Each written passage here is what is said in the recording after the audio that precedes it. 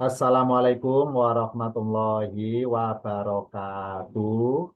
Waalaikumsalam warahmatullahi wabarakatuh. Wabarakatuh. Alhamdulillahirabbil alamin.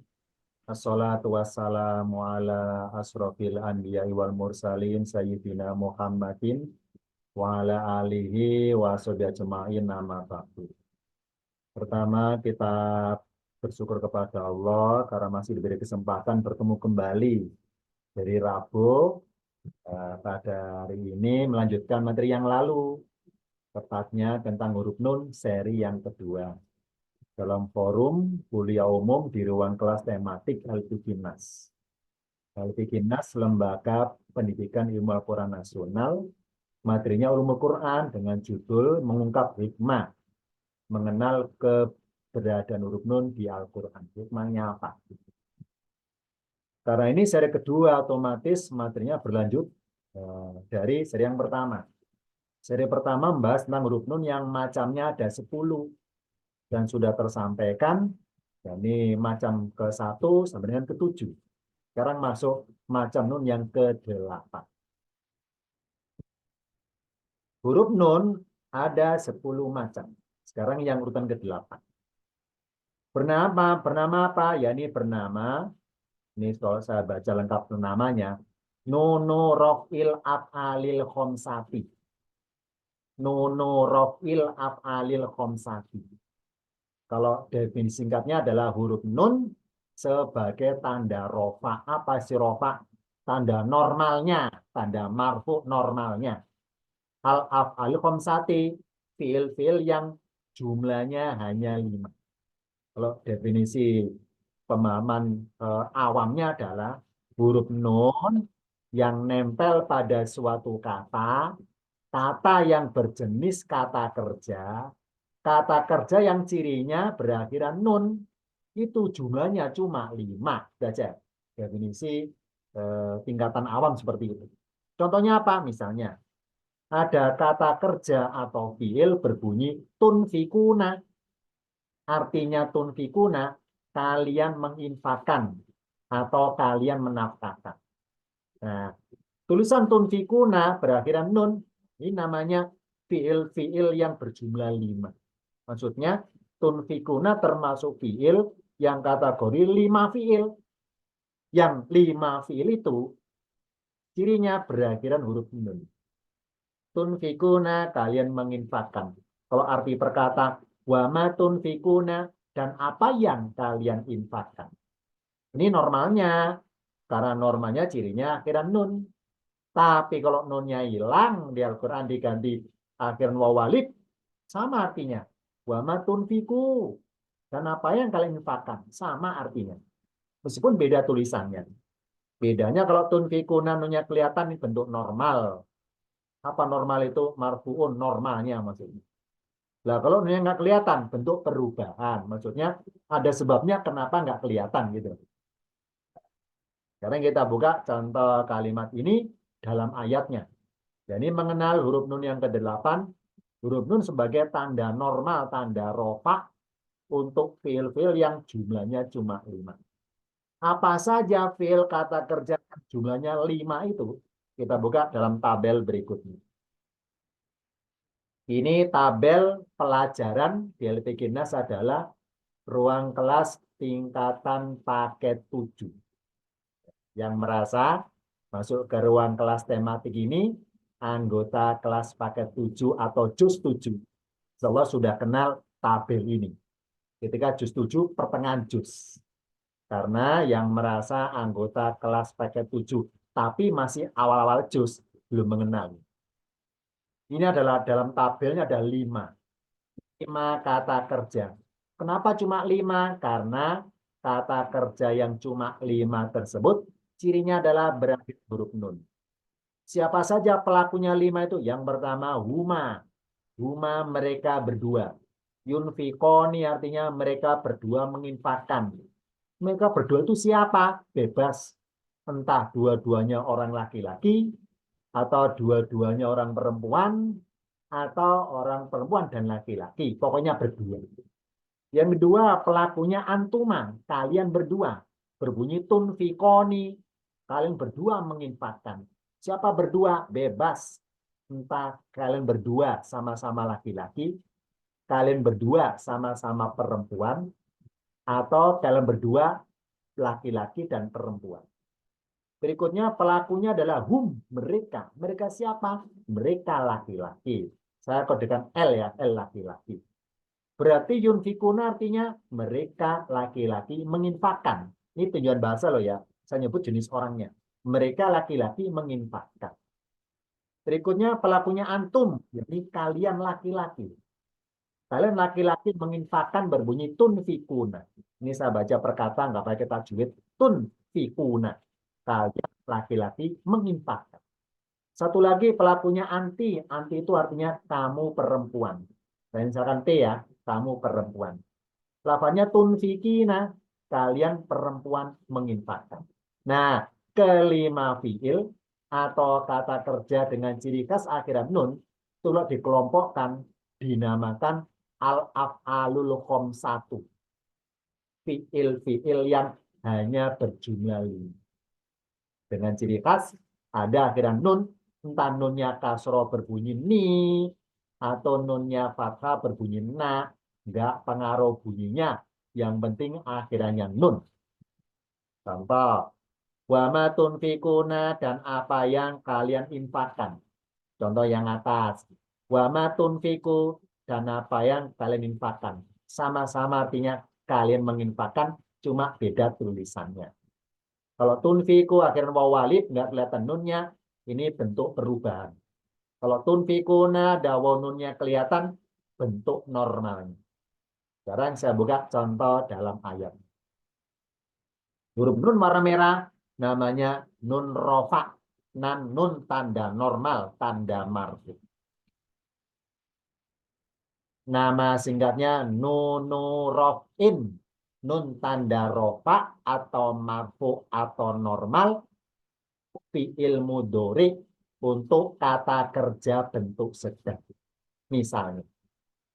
Saya ngutip dari Al-Baqarah 272. Ini ayatnya temanya tentang sindiran. Sindiran dari Allah kepada Rasul Muhammad waktu itu. Allah menyindir. Gini, namanya Rasul ya, ibaratnya seorang Rasul. Itu ibaratnya apa ya, pengen punya cita-cita bagaimana supaya warga Madinah waktu itu seluruhnya masuk Islam. Itu pengen itu Rasul. Rasul pengen itu. Jadi pengen bagaimana supaya seluruh warga Madinah itu Islam semua. Jadi Rasul itu ibarat dalam petik ya ikut campur kepada apa yang Allah perbuat. Yani apa? Allah berbuat memberikan hidayah kepada orang yang Allah kehendaki, yang semaunya Allah. Nah, Rasul ikut campur. Yani pengen supaya Allah itu ngasih hidayah kepada orang yang tepat. Jadi, jadi Rasul ikut campur. Ya, jadi Rasul nada doanya itu bermaksud dalam kutip ya bermuatan mendikte supaya Allah itu kalau memberikan hidayah itu kepada orang tepat. Jangan sampai maaf ya kasarnya orang yang tidak begitu penting masuk Islam nggak masalah belakangan karena nggak punya pengaruh di Madinah. Jadi maunya Rasul itu yang dapat dia adalah orang-orang Yahudi di Madinah yang orang penting-penting dulu. Misalnya kepala suku, misalnya orang punya pengaruh besar di wilayah itu. Nah, dengan kepala suku Islam, maka anak buahnya kan gampang diislamkan oleh dia. Itu maunya Rasul. Langsung Allah tegur, wahai Muhammad, laisa alaika hudahum. Ini kalau berkata, laisa bukanlah. Alaika atasmu, dalam kurung kewajiban atasmu. Hudahum, kalau perkatakan petunjuk mereka. Arti bahasnya, menentukan hidayah untuk mereka. Walakin Allah akan tetapi Allah lah Yahdi dialah memberikan petunjuk atau hidayah man yasau. Saya baca perkata yang nggak tadi. Man yasau. Siapa yang dia kehendaki? Gitu.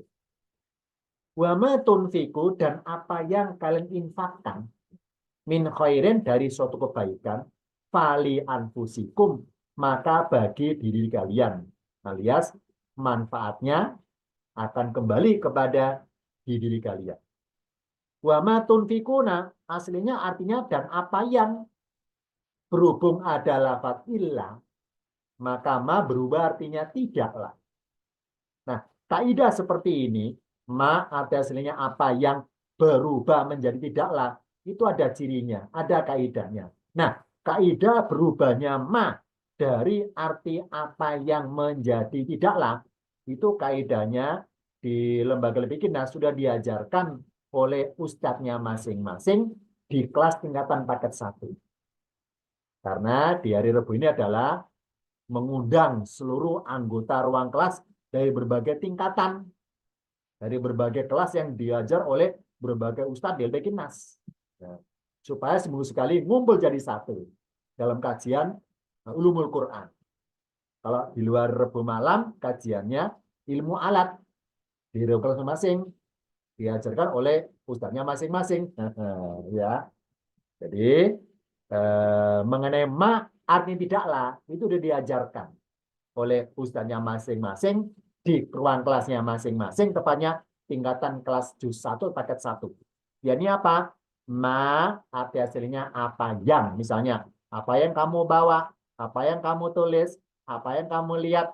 Nah, ma artinya apa yang, tapi kalau ada lafadz illa, maka ma berubah menyangkal, artinya tidak. Kalau illa itu dihapus, ma ini apa yang balik normal. Wa ma tunfikuna dan tidaklah kalian menginfakkan illa kecuali.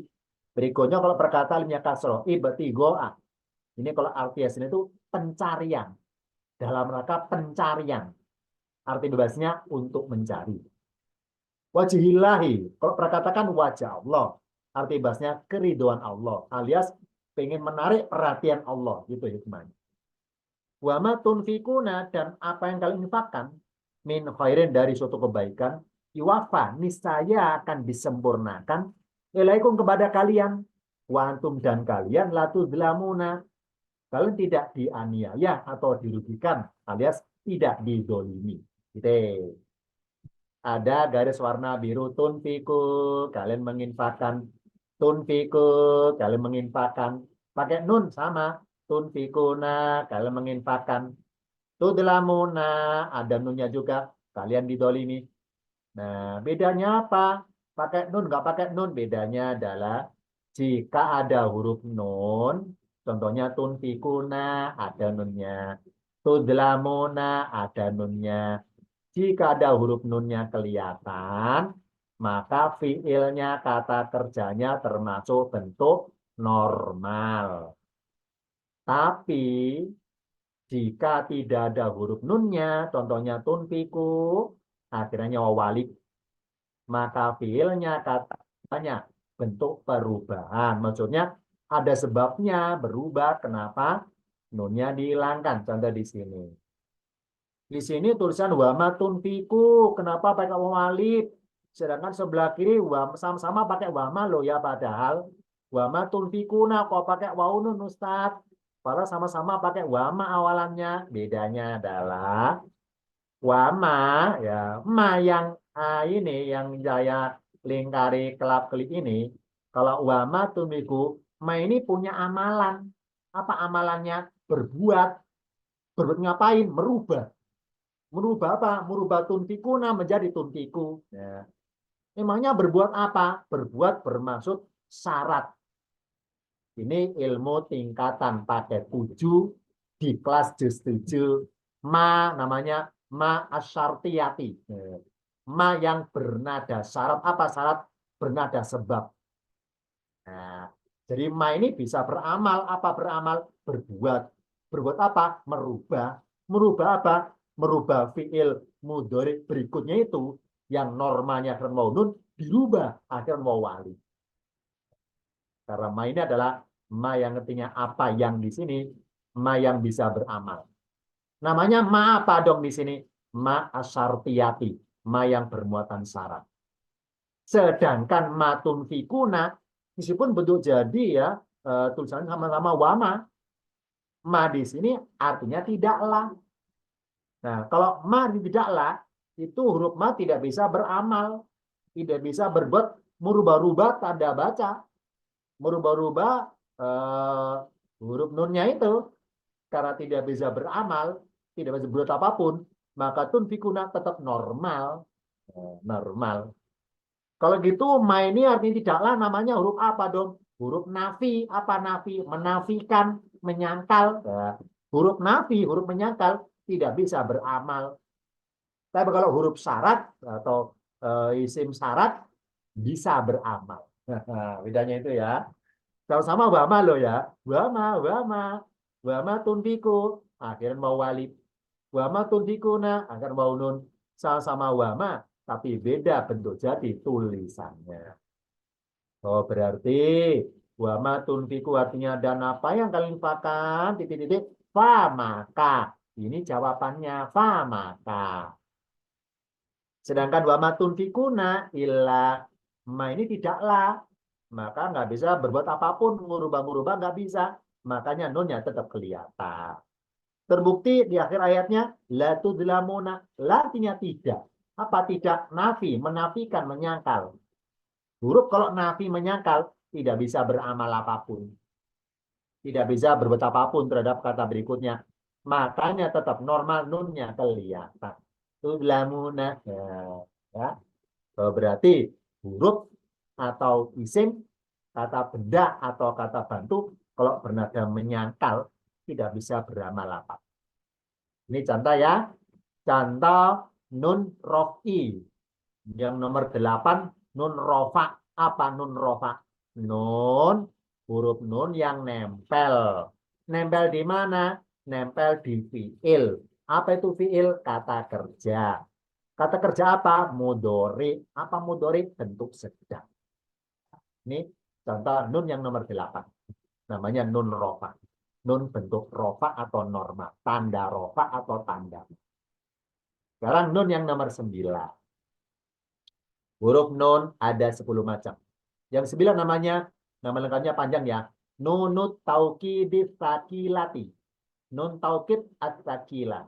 Nun taukid sakila. Kalau baca singkatnya di wakaf-wakaf, nun taukid sakila. Apa sih nun taukid? Nun yang bermaksud menguatkan. Menguatkan apa? Menguatkan pernyataan. Pernyataan bagaimana? Pernyataan yang memberatkan sakilati. Yang memberatkan. Oh, berarti di Al-Quran ada suatu kalimat yang pernyataannya ringan. Ada kalimat yang pernyataan berat. Nah, ini salah satu inisial atau ciri bahwa kalimat di ayat itu bermuatan hal yang berat. Nah, cirinya adalah ketempelan nun. Nun taukid contohnya. Fala takun artinya maka janganlah kamu menjadi. Kalau sebelah kiri ketempelan huruf nun. Fala takunanna. Nun yang bersida bertasdid namanya sakila. Berat. Apa tanda beratnya? Bacanya tebal. Nanna tebal. Artinya fala takunanna. Maka janganlah kamu benar-benar menjadi. Ada terjemahan adalah benar-benar. Benar-benar menjadi. Kalau sebelah kanan nggak pakai nun taukid yang sakilah. Fala takun, maka janganlah kamu menjadi. Kalau sebelah kiri, fala takunanna, maka janganlah kamu benar-benar menjadi. Contoh dalam ayatnya. Di Al-Quran, sebetulnya kalau diteliti secara tinjauan ulumul Qurannya, apa sih ulumul Quran? Oh, mempelajari tentang perlik-perliknya Quran, pernik-perniknya, detailnya, hikmah di balik kata dan sebagainya. Contoh, ada 2 ayat yang mirip-mirip bunyinya. Misalnya, berbunyi lafadznya, saya baca per kata aja ya. Al-haku min robika falatakun minal mumtarina. Al-haku kebenaran itu min robika dari Tuhanmu. Falatakun maka janganlah kamu menjadi. Minal mumtarina dari orang-orang yang ragu. Ini maaf, di tempat saya sinyalnya di layarnya kelihatan tidak stabil lagi. Saya mengetes dulu. Akan saya panggil Pak Ketua Kelas untuk mengetes. Pak Ketua Kelas, suara saya masih terdengar ya? Tidak putus ya? Pak Ketua Kelas? Mikrofonnya diklik Pak Ketua kelas. Barangkali untuk suara saya. Karena saya merasa sinyal putus ini. Teman-teman yang lainnya boleh jelas suara saya. Bagus. Jelas, Ustaz. Jelas, jelas. Jelas, Kak. Kabar bagus, Ustaz Banjar.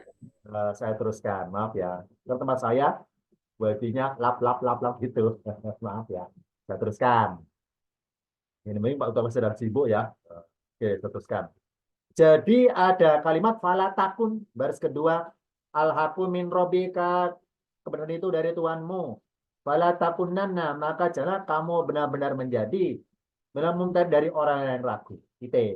Kedua ini dari surat yang berbeda. Tapi mengarah kepada satu orang saja. Bersiapa Rasul Muhammad. Kalau yang atas, al-haqqu, kebenaran itu, yakni tema ayat tentang kebenaran status kerasulan Nabi Isa alaihissalam. Wahai Muhammad, ini bahasa kasarnya, tentang Nabi Isa, jangan sampai kamu menjadi orang yang ragu tentang Isa itu. Janganlah kamu jadi orang ragu. Sedangkan nomor 2 ini, tema ayat tentang masalah perpindahan kiblat. Al-haqqu, wahai Muhammad, al-haqqu, kebenaran kiblat tentang Ka'bah itu, alias Ka'bah itu kiblat yang benar. Itu kiblat pilihan dari Tuhanmu. Maka janganlah kamu benar-benar menjadi orang-orang yang ragu. Ini kalau arti bahasa seperti itu. Nah, ditambahnya huruf nun taukid yang memberatkan takilah di nomor yang 2 ini, yang tanda merah ini, bermaksud bahwa dari 2 hal tentang kebenaran yang Rasul pernah terima dari Allah, dibanding-bandingkan tingkat keraguan Rasul, itu ternyata keraguan yang paling berat bagi Rasul adalah peristiwa perpindahan kiblat. Itu paling berat keraguan beliau, itu paling berat keraguan. Dibanding sekedar meyakini Isa orang biasa, Isa bukan anak Tuhan, Isa adalah Rasul, itu tuh meyakini lebih ringan dibanding meyakini Ka'bah kiblat yang benar. Ka'bah kiblat itu berat, banyak tantangannya, udah berat. Kenapa? Karena semenjak Rasul diperintahkan pindah kiblat dari Yerusalem menuju balik ke Mekah lagi, itu banyak komentar. Siapa komentar Ustadz waktu di Madinah? Para netizen. Siapa netizennya? Bani Israel komentar. Jadi Rasul Muhammad, ingat bahwa dalam sejarah catat Rasul Muhammad itu selama 16 bulan, ini kira-kira sekitar 16 bulan, jadi setahun lebih dikit ya, 16 bulan pertama di Madinah, itu Rasul bersahabat sholatnya mengarah ke arah Baitul Maqdis Yerusalem, yang waktu kebetulan di Madinah orang Yahudi kiblat sholatnya ke arah yang sama, ke Baitul Maqdis atau Yerusalem. Nah, jadi di Madinah ada 2 agama yang kiblatnya ke arah yang sama waktu itu. Rasul atau nama Islam mengarah ke Baitul Maqdis 16 bulan pertama. Orang Yahudi juga mengarah ke sana. Nah, itu Rasul itu berat. Secara hati itu keberatan. Keberatan kalau meneruskan kiblatnya ke Baitul Maqdis, keberatan kalau meneruskan keberatan. Nah, ketika Rasul disuruh pindah ke arah Ka'bah, itu ingat bahwa yang ikut hijrah ke Madinah, yakni orang-orang warga Mekah. Yakni penduduk Mekah yang maaf ya, yang dulu mantan-mantan musyrik. Mantan-mantan musyrik, mantan-mantan penyembah berhala, terus masuk Islam, hijrah ke Madinah. Nah, waktu zaman jahiliyah, Ka'bah dekat Ka'bah itu banyak berhalanya di sekitarnya itu. Nah, mereka orang-orang musyrik menyembah berhala yang di sekitar Ka'bah itu. Ya. Nah, ketika orang mantan-mantan musyrik masuk Islam, ikut hijrah ke Madinah, ya, Rasul mengajak mereka sholatnya mengarah Baitul Maqdis. Ini hikmah saja loh ya. Hikmahnya bahwa agar mereka yang mantan-mantan musyrik itu merasa bahwa ikut Muhammad itu ajaran baru, tidak ajaran jahiliyah. Terbukti sholatnya Muhammad mengarah ke arah langit, ke arah yang lain, tidak mengarah ke arah berhala di Ka'bah itu. Nah, jadi mereka mantan-mantan musyrik merasa masuk Islam hal yang baru. Senang maksudnya. Kenapa senang? Karena beda. merasa agamanya beda nggak kayak kemarin. Kemarin agamanya mengarah ke sholatnya mengarah ke berhala di Ka'bah itu. Ternyata diajar Muhammad sholat ke arah Baitul Maqdis, ke arah yang lain, merasa senang karena merasa beda. Nah, ketika Rasul disuruh Allah pindah kiblat ke Ka'bah lagi, Rasul dilematis. Hikmahnya dilematis. Apa dilematisnya itu? Ketika Rasul sholat mengarah ke Ka'bah lagi, ini hikmahnya Rasul khawatir mereka yang mantan-mantan musyrik itu komentar akhirnya merasa kok sama dengan agama kami kemarin ya, ke arah Ka'bah lagi yang ada berhalanya itu. Nah, dilematis, berat. Ini hikmahnya ya. Maka Allah penekanan wahai Muhammad al-haqqu min rabbika. Ini hikmah saja. Kebenaran tentang kiblat Ka'bah itu dari Tuhanmu. Maka teruskanlah ke arah Ka'bah. Jangan teruskan ke Baitul Maqdis, ke sana hikmahnya. Jadi Rasul ibaratnya tingkat keraguan tentang dua hal ini antara meyakini tentang status Nabi Isa dan meyakini tentang kiblat itu lebih berat masalah kiblat. Terbukti ada ketambahan nun taukid takila. Fala takunanna, ya, penekanan nih. Berikutnya contoh ayatnya. Inna sesungguhnya masalah Isa, perumpamaan Isa indallah di sisi Allah, kama tali Adama seperti perumpamaan Adam. Khalaqahu min turabin, dia telah menciptakannya dari tanah. Apa turabin? Butiran tanah yang terkecil alias debu. Tuma kemudian qala lahu, dia berkata baginya, kun jadilah, fayakunu maka dia menjadi. Al-haqu, kebenaran itu Muhammad tentang Isa maksudnya, min rabbika dari Tuhanmu, fala takun maka janganlah kamu menjadi minal mudhari dari golongan orang-orang yang ragu. Al-haqu, kebenaran peristiwa Nabi Isa alaihissalam itu min rabbika dari Tuhanmu wahai Muhammad, fala takun maka janganlah kamu menjadi termasuk golongan dari mumtarina orang-orang yang ragu. Fala takun, tidak ada nun yang memberatkan. Tidak ada nun taukid sakila. Enggak ada nun warna merah. Perbandingannya sekarang masalah kiblat. Alladzina orang-orang yang atainahum kami telah memberikan mereka. Mereka siapa? Bani Israel di Madinah waktu itu. Al-Kidaba kitab. Kitab Taurat. Ya'rifunau mereka mengenalnya. Ini para mufasir menafsirkan hu di sini diartikan nya. Nya itu siapa? Ada dua kemungkinan. Yang pertama, dua dari Rasul Muhammad. Yang kedua, hu adalah masalah Satro Masjidil Haram. Yakni kiblatnya Ka'bah itu. Satro Masjidil Satro. Satro itu mudakar. Masjidil Haram. As-Satro. Kama yarifuna banam sebagaimana mereka mengenal anak-anak mereka. Jadi mereka kenal Muhammad kayak kenal anak sendiri. Bagaimana ciri. Sebagai orang tua kenal anak ada cirinya, ciri anaknya itu. Begitu pula tentang kiblat Ka'bah, mereka tahu kenal bagaimana ciri kiblat yang benar itu. Wa inna dan sungguhnya farikon segolongan minhum dari mereka layak tumuna. Sungguh mereka menyembunyikan al-haqqa kebenaran. Wahum sedangkan mereka ya'lamuna. Mereka mengetahui bahwa itu harus disampaikan, tapi disembunyikan tentang kebenaran kiblat Ka'bah itu. Al-haqqu, kebenaran itu wahai Muhammad tentang perpindahan kiblat Ka'bah itu min rabbika dari Tuhanmu, fala takunanna, ini penekanan. Nah, takunanna benar-benar menjadi minal mumtarina dari orang-orang yang ragu. Dari golongan orang-orang yang ragu. Ini hikmahnya tentang hal yang paling meragukan, maka ditempeli huruf nun taukid sakila.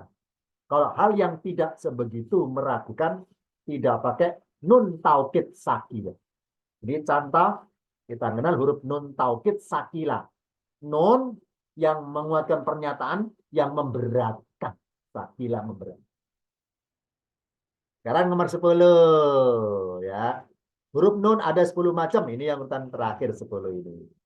Apa namanya? Kebalikan dari sakila khofifah. Nunut taukidil khofifati. Kalau bahasa bebasnya, nun taukid khofifah. Apa sih nun taukid? Nun yang bermaksud menguatkan.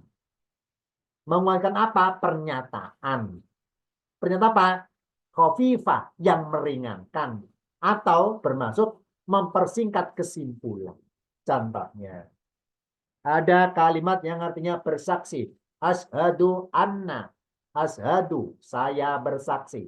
Aku bersaksi. Anna, sesungguhnya. Arti bebasnya, bahwasannya. Bahwasannya boleh. Sesungguhnya boleh. Nah, dalam bahasa Arab, dalam Al-Quran, tulisan anna disingkat jadi khofifah. Dari tebal jadi tipis. Dari berat jadi ringan.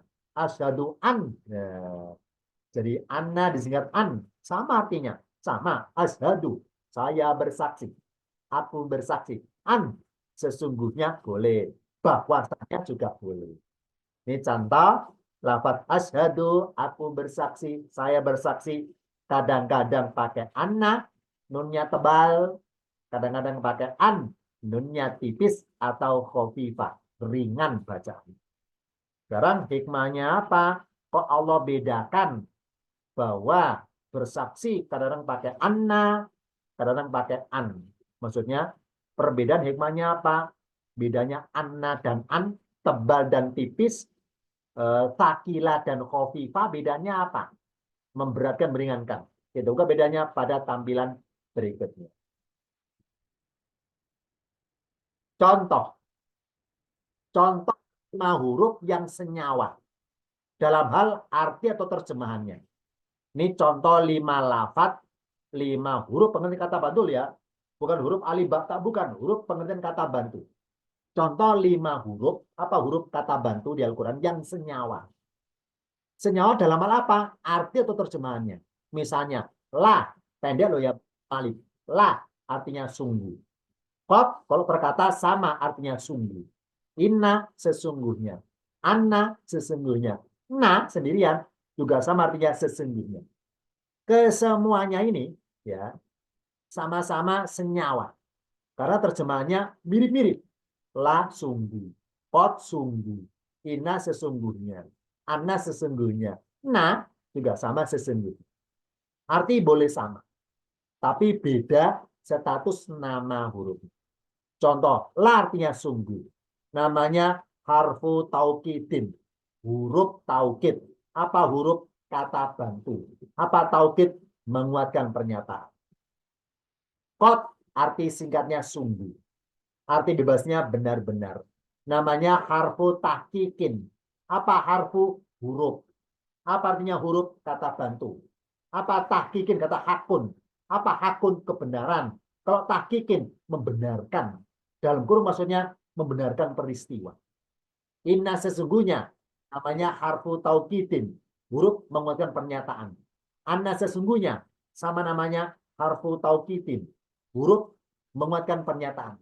Na juga sama harfu taukidin. Huruf menguatkan pernyataan. Ustadz bedanya apa inna dan anna? Nah ini untuk menjawab inna sama anna bedanya adalah ini pelajaran tingkatan kelas paket 1 di LP Kitnas. Bedanya kalau inna letaknya di awal kalimat atau di awal ayat atau di awal tanda wakaf. Sedangkan anna letaknya di tengah-tengah kalimat. Bedanya itu. Nah, la artinya sungguh. La ini namanya huruf taukid. Menguatkan pernyataan. Menguatkan apa? Ya ini pernyataan atau peristiwa sedang berlangsung. Sedang berlangsung. Nah kalau qad artinya sungguh atau benar-benar bermaksud membenarkan peristiwa yang telah terjadi. Nah kalau inna, anna, dan na bermaksud kesimpulan. Contoh misalnya. Hari Senin pagi ada api. Ada api. Tangan saya nyentuh api. Nah, ketika tangan saya sedang loh ya. Ketika tangan saya sedang menyentuh api, saya komentar, api sungguh panas. Apa bahasanya kata sungguh? Pakai la. Kenapa? Karena sedang berlangsung, sedang membuktikan panasnya itu. Sedang merasakan panasnya itu, maka pakai la. La itu artinya sungguh. Bermaksud mengomentar kata-kata sungguh ketika sedang mengalaminya. Itu pakai la bahasa. Hari Senin ini. Hari Senin pagi ada api. Tangan saya sentuhkan api.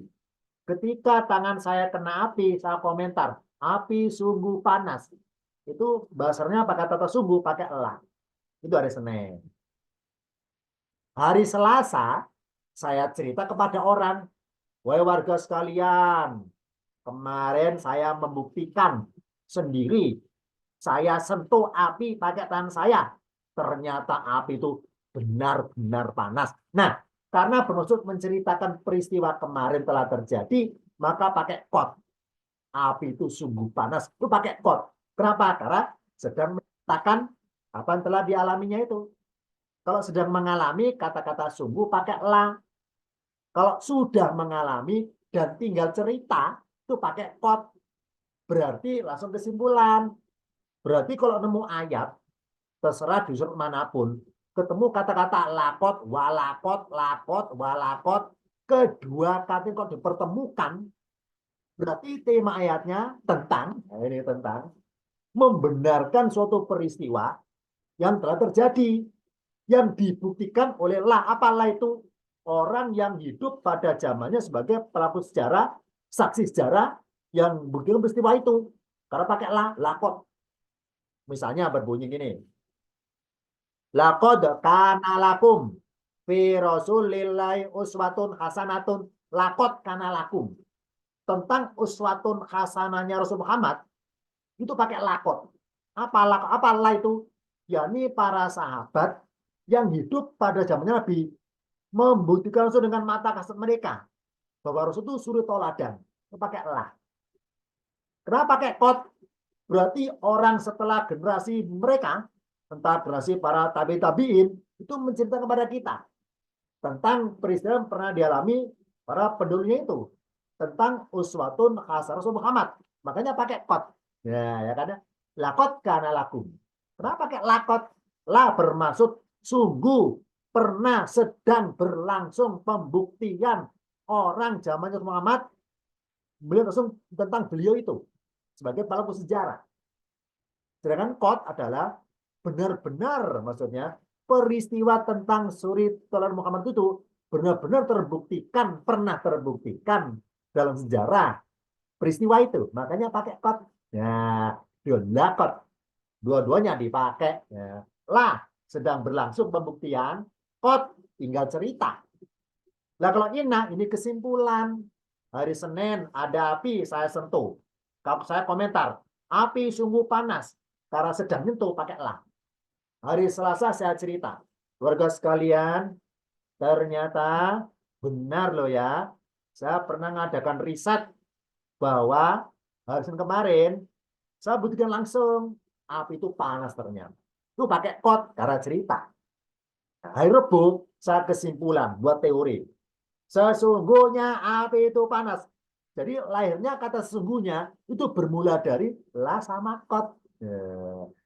Sedang berlangsung pembuktian, terus cerita, terus kesimpulan. Inna. Sesungguhnya pada hakikatnya kesimpulan. Kesimpulan. Makanya, ini contoh aja ya hikmah. Ketika Rasul itu sudah bertahun-tahun di Madinah, dengan harapan semoga Bani Rasul di Madinah masuk Islam semuanya, ternyata susah masuk Islamnya mereka. Susah, sulit. Allah sindir akhirnya dengan Al-Baqarah. Wa Muhammad inaladina kafaru sawa'un alaihim a'andar tahum amlam tundirhum layu minuna. Muhammad sesungguhnya hakikatnya, jadi Allah ngasih kesimpulan langsung ini. Wahai Muhammad, hakikatnya sesungguhnya aladina kafaru, orang-orang yang ingkar-ingkar itu, sawaun sebetulnya sama saja. Engkau kasih peringatan tentang neraka, nggak akan takut. Ataupun kau belum kasih peringatan, tetap nggak akan beriman mereka. Sama aja sebetulnya. Nah, kesimpulan. Inna anna ini kesimpulan. Nah, lahirnya inna anna danna bermula dari lakot. Makanya senyawa kelima.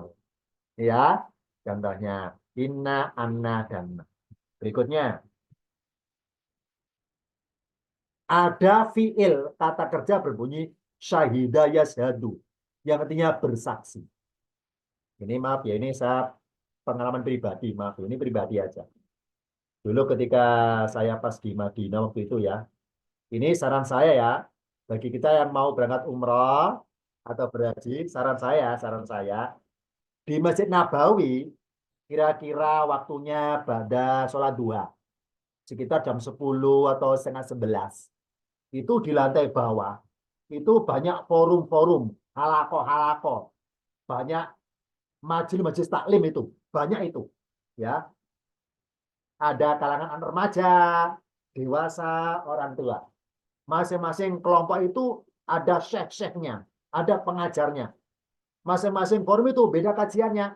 Ada kajian fikih, ada kajian hadis, ada kajian baca Quran, ada kajian ulumul Quran. Nah, waktu itu saya tuh nimbrung ikut ke halaqah misalnya yang ulumul Quran. Nah, maaf ya, mungkin ini takdir Allah ya. Jadi saya oleh Allah ini ditakdirkan ketemu dengan forum itu maksudnya. Nah, kebetulan pas saya sedang ikut ngumpul di forum itu, syekhnya itu, ustaznya sedang menerangkan tentang fi'il syahidaya sadu, tentang kalimat syahadat. Nah, ini kebetulan akhirnya. Beliau bilang seperti ini, fi'il kata kerja syahidaya sadu yang dia bersaksi itu kata sandanya pakai anna. Syahidaya sadu pakai anna. Nah, beliau menerangkan kenapa pakai anna kata sana, kok nggak pakai huruf yang lainnya? Jawabannya adalah ini kata, ini sangguti beliau loh ya. Karena amalan bersaksi termasuk amalan yang berat, maka untuk untuk apa ya menggambarkan beratnya amalan bersaksi, maka di Al-Quran kata-kata bersaksi itu kata sananya pakai anna, anna yang sakilah, anna huruf nun yang sakilah, yang berat bacaannya. Sebagaimana kadarnya amalan yang berat masalah bersaksi itu. Ya kayak kita lah misalnya, ada suatu kasus, kita saksi kunci. Itu saksi kunci bisa memberatkan si terdakwa kan ya. Ini namanya saksi, itu nilainya berat itu. Amalan bersaksi termasuk amalan yang berat. Maka mereka kata sana huruf nun yang berat juga bacaan. Contohnya, wa ashadu anna Muhammadan Rasulullahi, dan aku bersaksi sesungguhnya bahwasanya Muhammad seorang utusan Allah. Nah, syahadat tentang persaksian ke Rasul Muhammad ya, ini Allah pakai anna, ashadu anna. Anna nunnya yang sakilah, nun yang berat. Hikmahnya apa? Hikmahnya bahwa butuh banyak pembuktian. Inisial beratnya bacaan nun itu beratnya bobotnya pembuktian. Butuh banyak pembuktian sebagai referensi untuk mengakui Muhammad seorang utusan Allah. Butuh banyak dalil. Butuh banyak pembuktian. Jadi tidak semua orang itu gampang mengakui bahwa Muhammad seorang Rasul. Enggak semua orang gampang mengakui. Sebelum ada pembuktian. Terbukti banyak. Ya nih mereka yang Bani Israel itu masih merasa keberatan mengakui Muhammad SAW beratan. Berat itu. Enggak semua orang itu gampang membaca syahadat berbunyi asyhadu anna Muhammadan. Itu enggak semua orang gampang. Karena butuh banyak pembuktian. Butuh banyak dalil. Mana buktinya? Muhammad seorang Rasul. Apalagi orang zaman sekarang loh ya. Kalau zaman dulu gampang. Maksudnya apa? Orang zaman dulu yang hidupnya sejaman dengan Nabi, itu gampang membuktikan. Tanda kenabian ada. Profil kenabiannya ada. Seseorangnya masih hidup. Bisa ditanya langsung bagian narasumbernya, langsung bisa jawab. Zaman dulu. Nah, zaman sekarang, Rasul Muhammad sudah meninggal. Nah, orang kok mau-maunya mengakui Muhammad sebagai Rasul, berarti hebat iman itu. Kenapa hebat? Berarti yang bersangkutan harusnya butuh banyak pembuktian untuk mengatakan anak kan banyak pembuktian. Tapi kok mau-maunya dengan mudah mengatakan anna Muhammad Rasulullah. Berarti hebat imannya itu. Ya, ini mengimani Muhammad seorang Rasul meskipun nggak pernah lihat langsung. Hanya berdasarkan katanya-katanya. Kata Quran, kata Ustadz, kata Pak Kiai, kata masih katanya loh ya. Loh kok maunya mengimani Muhammad, berarti hebat itu. Padahal nun taukid ini. Yang sakilah padahal. Nah ini. Jadi barang siapa orang zaman sekarang mengimani Muhammad SAW, hebat imannya itu. Itu yang Allah Rasul rindukan itu.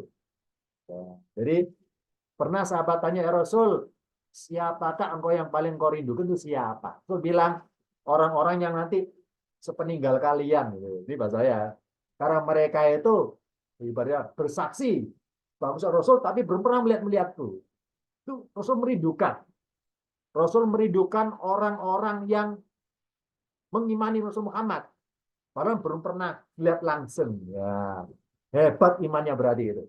Enggak butuh banyak pembuktian, padahal harus butuh banyak pembuktian karena nunnya memberatkan. Nah, ini asyhadu anna pakai anna. Berat nunnya itu.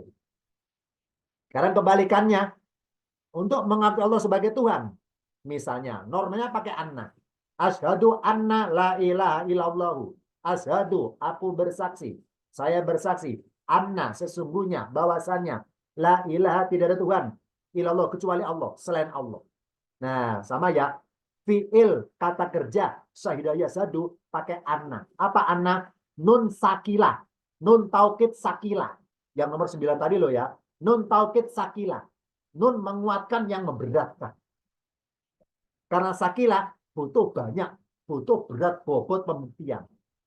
Nah, normalnya syahadat yang kita hafal selama ini itu pakai anna juga sebetulnya. Asyhadu anna la ilaha illallah. Pakai anna sebetulnya. Oleh Allah, anna disingkat. Harusnya sakilah disingkat. Kalau pakai anna, butuh banyak pembuktian. Sebagai referensi untuk mengakui bahwa tidak Tuhan selain Allah. Butuh banyak pembuktian. Kalau pakai anna. Ternyata oleh Allah tulisan anna yang sakilah, yang berat, yang tebal, yang double disingkat menjadi an. Disingkat. Berbunyi asyhadu an. Perkata loh yang baik tajwid. Asyhadu an. Lah. Apa hikmahnya disingkatnya? Huruf nunnya disingkat. Hikmahnya apa? Dengan disingkat tidak butuh banyak pembuktian sebagai referensi untuk mengakui bahwa tidak Tuhan selain Allah. Enggak butuh. Enggak butuh. Bahkan nanti di akhir zaman itu udah meninggal. Kita udah meninggal. Anak kita udah meninggal. Cucu kita udah meninggal. Nanti di akhir zaman, nanti tidak ada sama sekali pembuktian. Karena syahadatnya berdasarkan katanya-katanya. Nanti akhir zaman itu. Jadi zaman sekarang, orang untuk mengakui bahwa Muhammad seorang Rasul, itu butuh banyak bukti. Baru bersedia bersyahadat asyhadu anna Muhammadan. Begitu pula orang zaman sekarang. Banyak para ilmuwan yang non-muslim masuk Islam. Atas dasar apa? Riset ilmiahnya. Misalnya ya, saya seorang dokter non-muslim. Saya meneliti suatu ayat yang bermuatan ilmu medis. Ternyata cocok benar. Saya mengakui. Asyhadu alla ilaha illallah. Oh berarti untuk mengakui Allah sebagai Tuhan, nggak usah banyak dalil bagi saya. Nggak usah banyak misalnya dalil berupa hadis atau dalil berupa ilmu fikih. Cukup dengan ilmiah saja kedokteran. Saya sudah masuk Islam bisa kok. Nah, bener kan ya? Kan banyak para ilmuwan masuk Islam hanya lewat ilmu medisnya itu. Ilmu ilmiahnya itu. Nggak lewat ceramah agama. Nggak lewat, maaf ya, bacaan apa misalnya. Nggak lewat itu. Bisa kok mengakui Allah sebagai Tuhan, bisa. Itu hikmahnya annya ditipiskan, disingkat. Oh berarti untuk bersaksi bahwa Allah sebagai Tuhan nggak butuh banyak bukti. Kalau banyak bukti ya bersyukurlah, semakin yakin maksudnya. Nah, tapi kalau mengaku seorang Rasul butuh banyak bukti, alias masih banyak orang keberatan mengaku Muhammad seorang Rasul. Tapi kalau mengakui bahwa Tuhan cuma satu, hanya Allah, itu lebih ringan mengakuinya dibanding mengaku seorang Rasul. Karena annya Allah singkat. Asyhadu an. Nah, disingkat ini. Nanti akhir zaman, orang itu mengakui Allah sebagai Tuhan, malah nggak butuh dalil. Nggak butuh bukti maksudnya. Kenapa? Karena Islamnya orang itu berdasarkan katanya-katanya. Ini saya ngutip suatu hadis. Bentar ya, saya baca dulu. Saya ngutip dari kitab Sisa Disoe nomor 86. Ini saya baca perkata ya. Yudrasul Islamu kama yudrasu wasyus saubi hatta la yadri ma siyamun wala sholatun wala naskun wala sodakotun. Nanti di akhir zaman yudrasul Islamu, Islam akan dihapus oleh Allah. Dihapus. Dihapus seperti hilangnya warna baju. Namanya warna pernah nempel, misalnya baju saya merah, ternyata luntur jadi putih. Nah, Islam seperti itu. Lama-lama luntur. Lama-lama luntur Islam ajarannya. Luntur. Hatta sehingga layadri, nggak diketahui, mas, apa itu puasa. Jadi nanti akhir zaman, ketika bulan Ramadan, orang nggak tahu. Ini bulan Ramadan, amalan apa yang nggak tahu. Nggak tahu. Kenapa nggak tahu? Karena yang tahu tentang puasa sudah meninggal semua. Pusatnya sudah meninggal semua. Para alim ulama, kiai meninggal semua. Anak-anak kita yang kenal Islam sudah meninggal semua. Nah, di akhir zaman itu orang yang sudah nggak kenal Islam. Apa itu puasa nggak kenal. Jadi Ka'bah itu terbengkalai, nggak ada orang tawaf. Kain Ka'bahnya sudah hilang, sudah lumutan, banyak semak belukar Ka'bah itu. Diapain? Nggak tahu, nggak tahu. Maksudnya ini bangunan apa? Nggak tahu, nggak tahu. Apa itu sholat? Nggak tahu. Apa itu mana si gaji? Nggak tahu. Ini nggak ada orang ngaji nanti akhir zaman. Apa itu sodako? Nggak tahu juga. Sudah luntur. Islam tinggal nama. Amalannya rukun Islam ibaratnya luntur. Lanjutannya. Wal yusra ala kitabillahi azza wa jalla fi lailatin fala yabqa fil ardi minhu ayatan. Kitab Allah Al-Qur'an dimusnahkan oleh Allah. Bacaannya maupun hafalannya orang itu dihilangkan. Jadi Quran tinggal kertasnya, nggak bisa dibaca. Kenapa? Karena yang bisa baca sudah meninggal semua. Sudah meninggal semua yang bisa baca. Quran tinggal kertas. Orang yang masih hafal Quran entah berapa ayat, Allah cabut hafalannya dalam semalam, hilang. Besok pagi lupa. Tidak tersisa darinya satu ayat pun di bumi. Yang diingat manusia, nggak ingat apapun. Ini maaf ya, ini zaman paling mengerikan ini. Karena Islam sudah nggak ada. Lanjutannya. Wataboko tawa, bentar ya, ada gangguan sinyal tempat saya.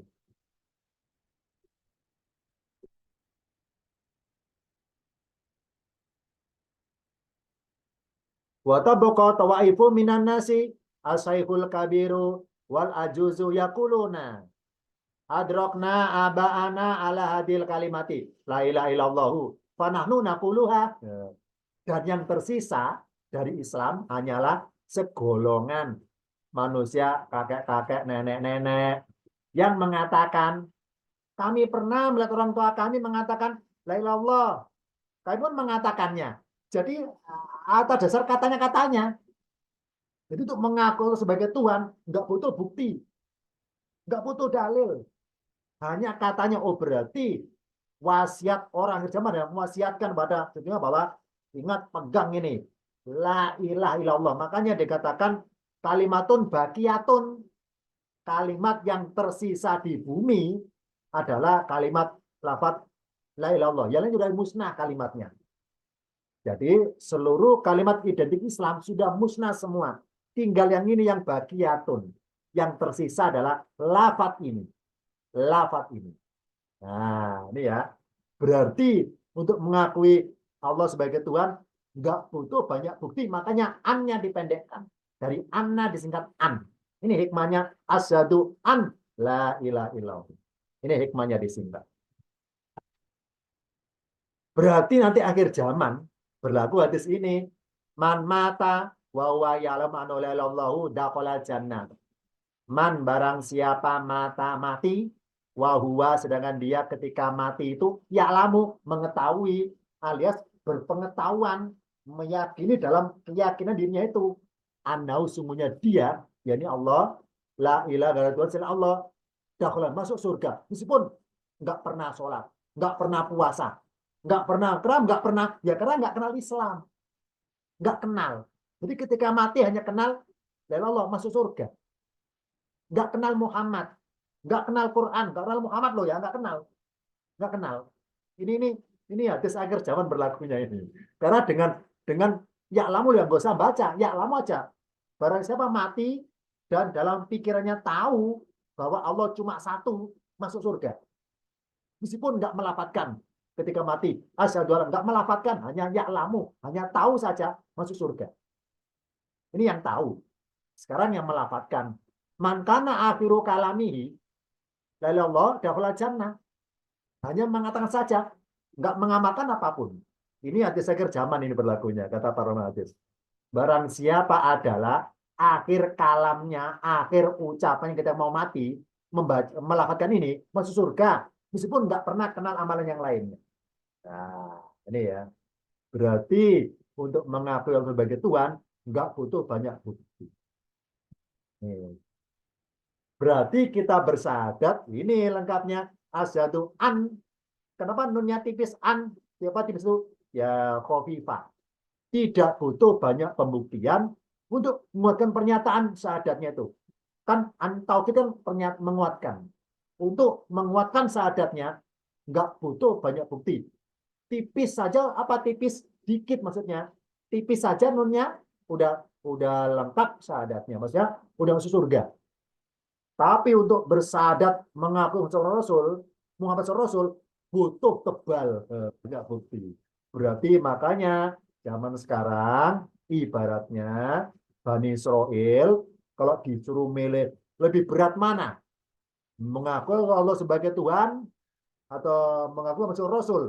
Lebih berat mengakui Muhammad Rasul, berat itu karena nunnya tauhid sakilah kalanya. Ini kebanyakan lah ya. Kalau Yahudi, Nasrani sama-sama mengakui Allah Tuhan, mengakui itu karena nunnya tipis, lebih ringan, gampang. Kalau mengaku Muhammad Rasul berat karena nunnya sakilah. Kalau nunnya khafifah, ringan. Ini hikmahnya. Ya, 10 macam nun sudah khatam. Sekarang kita buka poin yang lainnya. Tentang nun yang tipis tapi disamarkan oleh Allah. Misalnya surat Al-Alaq 15. Ada kata nasfa'anna. Ya, nasfa'anna, nunnya tebal. Kalau disingkat nasfa'an, nunnya tipis. Khafifah.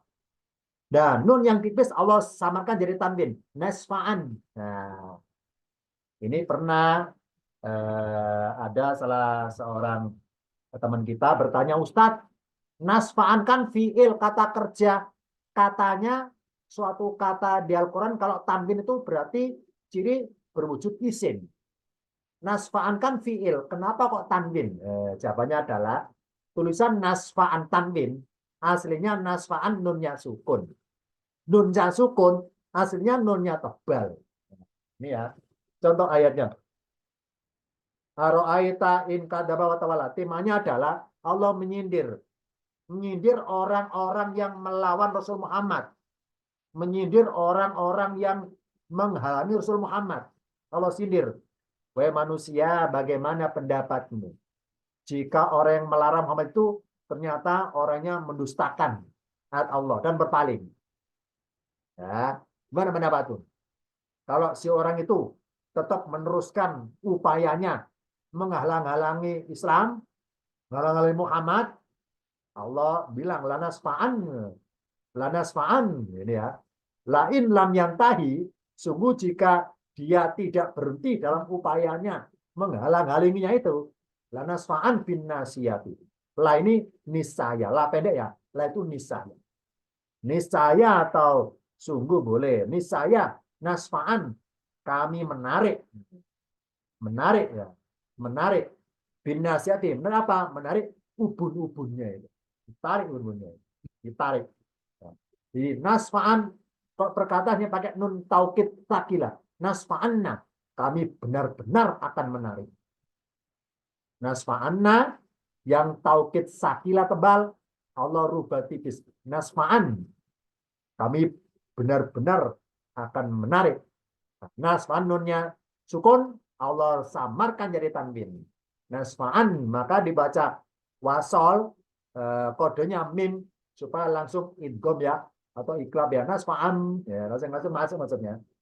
Nah, apa hikmahnya ya dirubah-rubah dari nasfa'anna nun tebal dirubah tipis bermaksud mempersingkat perbuatan. Langsung apa? Tipis disingkat, singkat perbuatan langsung dicabut. Langsung dicabut. Ini para mufasir memberikan keterangan ada dua. Yang pertama, dengan tulisan nasfa'an disingkat dari nasfa'anna disingkat nasfa'an bermaksud geranya perbuatan. Langsung diapain? Dicabut. Maksud apa dicabut? Ya ini gambaran bahwa nanti orang yang seperti ini itu masuk nerakanya oleh Allah ya, cara masukkannya dicungkir. Jadi ditarik bunganya ke bawah, dicungkir. Jadi berjalan itu kepala di bawah, dicungkir. Ini yang pertama. Itu di akhiratnya penafsirannya kembali. Dicungkir dari buburnya ke bawah. Yang kedua, ini ternyata para ilmuwan ada muatan ilmiah di sini. Ini maaf ya, ini saya kutip dari ilmu kedokteran. Ini maaf kalau saya kurang lengkap, silakan tanya pada ahlinya aja ya. Ini yang saya pernah dengar dulu.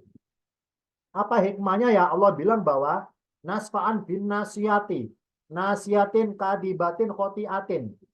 Kami akan menarik ubun-ubunnya itu.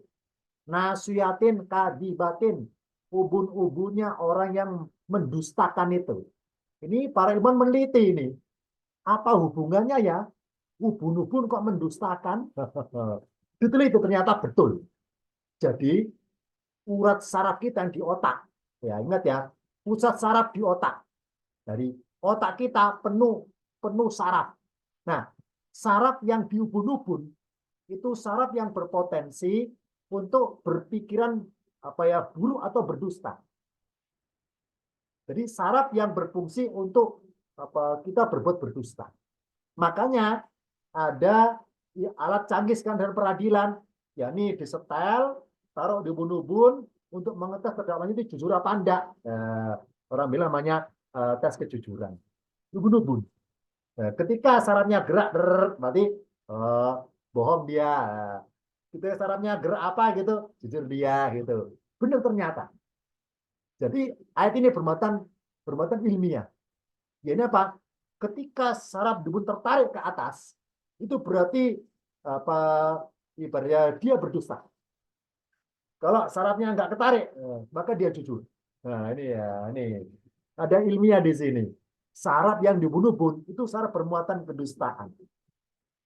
Jadi ingat ya, pusat saraf di otak, pusat nafsu di otak juga ini. Ya, ini ya. Nah, ini ada muatannya. Oh, berarti dari tebal dirubah tipis untuk mempersingkat perbuatan, langsung dicabut. Nah, dari tipis ditanwinkan, disembunyikan nunnya. Maksudnya apa? Tercabutnya orang itu bumbunya itu dia nggak merasa. Menyebut siapa ya, dia nggak ngelihat. Disembunyikan perbuatannya itu. Jadi orang di neraka nanti itu ya, yang dulunya berbuat buruk tapi neraka interogasi berbohong. Nah ini itu pihak nyabut itu enggak ketahuan siapa nyabut. Tersembunyi perbuatan. Ya, jadi nasfa'an tanwin hasilnya nunnya khafifah, nunnya ringan. Ini contoh satu. Contoh kedua di surat Yusuf. Sama kasusnya tentang nun taukid tebal dan nun taukid ringan. Ini saya baca kutipan adegan. Adegan di kisah Yusuf, ya ini peristiwa ketika istri Al-Aziz ya cerita kepada forum perempuan di ruangan itu. Ini saya gampangkan saja ilustrasinya biar gampang. Cerita bahwa itu lihat dialah Yusuf yang selama ini kalian nyindir aku bahwa aku dianggap tidak level. Masa aku tertarik sama budak? Ternyata kalian kan barusan, kalian jari-jari kalian terluka kan? Kalau kalian bengong lihat tampaknya Yusuf, itulah Yusuf. Sebagai penyebab aku tertarik dia. Jadi kalian tuh nyindir saya kan, kalian sendiri juga tertarik kan ya? Jadi jangan salahkan saya gitu kasarnya. Nah, itulah dia orang yang kamu celah. Aku karena tertarik kepadanya itu.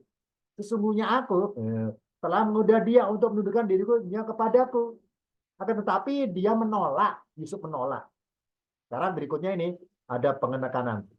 Fa'in lam wala'in lam yaf'al, dan sungguh jika dia tidak berbuat mentaati kemauanku, ma'amaruhu, apa aku perintahkan kepadanya itu, la yusjananna, niscaya dia akan dipenjarakan, wala yakunan. Nah, ini kan tanwin ya. Nah, ini fi'il, ini kata kerja. Harusnya nggak boleh tanwin. Oleh Allah ditanwinkan. Wala yakunan minasogirina.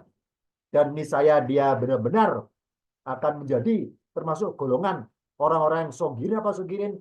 Kecil. Apa kecil? Kecil derajatnya. Alias orang yang hina.